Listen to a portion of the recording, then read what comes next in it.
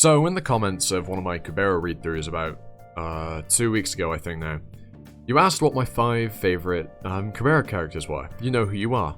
You're here every week, and I appreciate that. And so, we're going to, well, discuss just that. My 5 favorite Kubera characters. I've not got a script for this. Like usual, it's going to be off the cuff. I just got a list of characters and their position. So we'll just get into it, and tell me what you think about my 5 favorite characters, at least so far based on where I am within the webtoon. About some amount into Season 2. Anyway, let's start with number 5.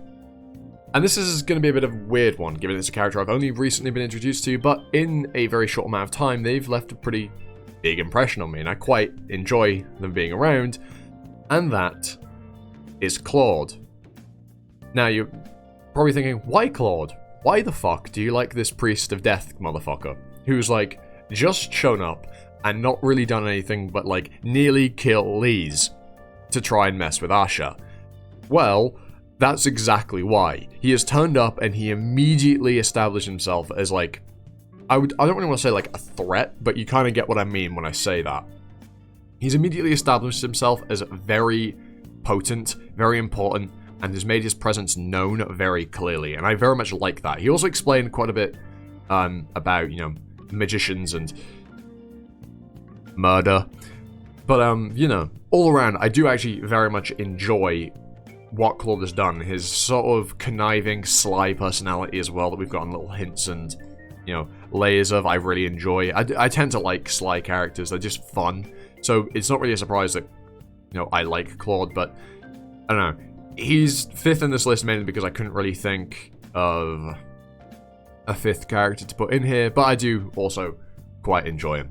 You may disagree with this spot, but I'm sure that going forward, you'll agree with at least a few more of these.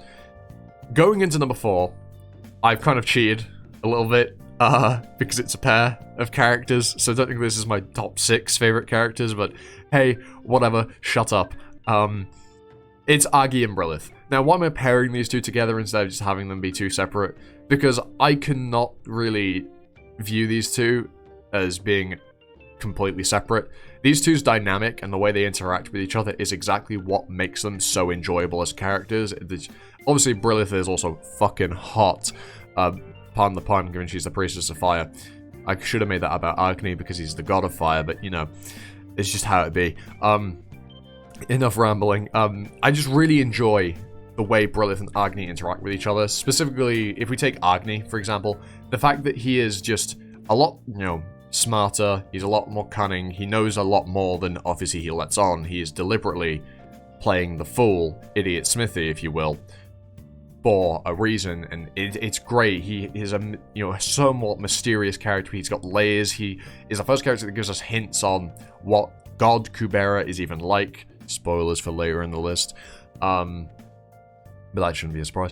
And Brilith, I mean, I just love her. I just really like Brilith. I mean, I tweeted out about it when I was reading the series earlier on, but, like, oh my god, I love Brilith. She's a great character. She's just really enjoyable. Like, she's really well written. Like, the way she fills her role, but also doesn't put up with people's shit unless she absolutely has to, I really enjoy. Yeah, genuinely, I really like Brilith. And Augie. Augie? Fuck me. Agni. Augie's the fire spell in the Shin Megami Tensei series. Why did I say that? Anyway, moving on to number 3, we have a character that has grown on me quite a bit since they were introduced, and that is Ran Syroth.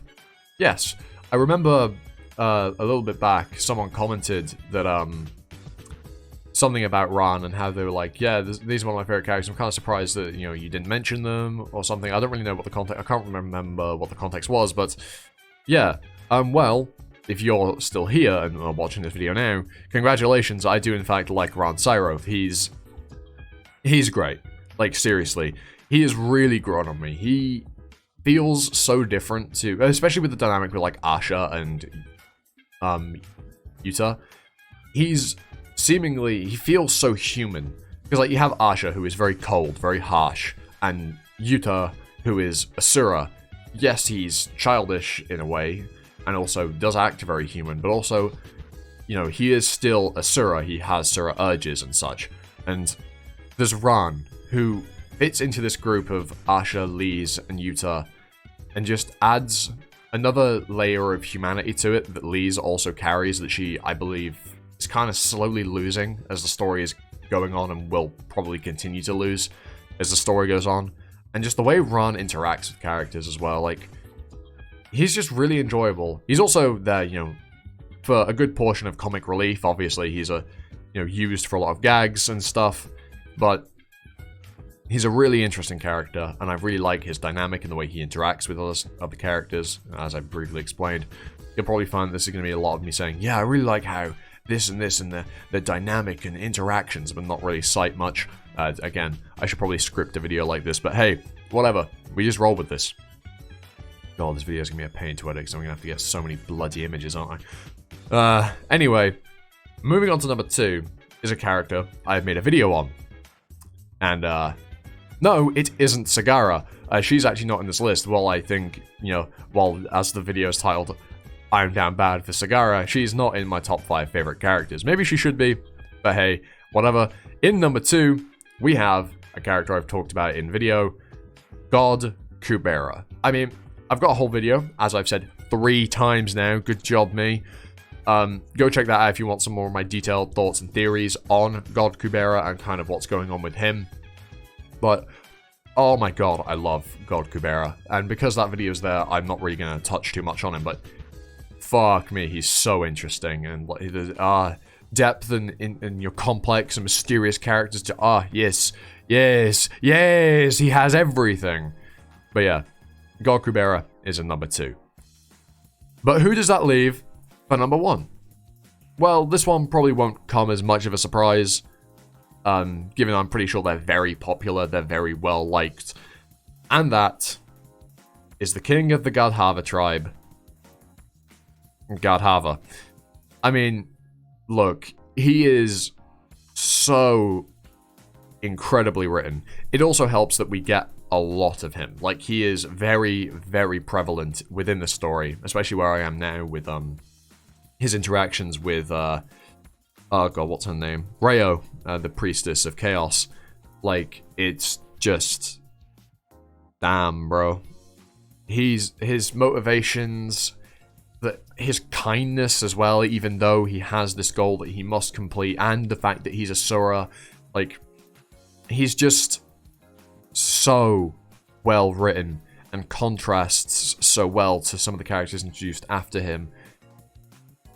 There's just nothing to hate about Godhava, and I'm sure basically most people would agree. If you do disagree, tell me why you don't like Godhava in the comments. That'd be interesting. But yeah, Godhava is just a truly, truly fantastic character. And, well, that leaves the list there with the end of it. I don't really know how to cap this off. But, anyway, if you made it this far, thank you for watching. I've been Animosity, you've been you, and I hope to catch you all next time for another video. Ta-ta, for now.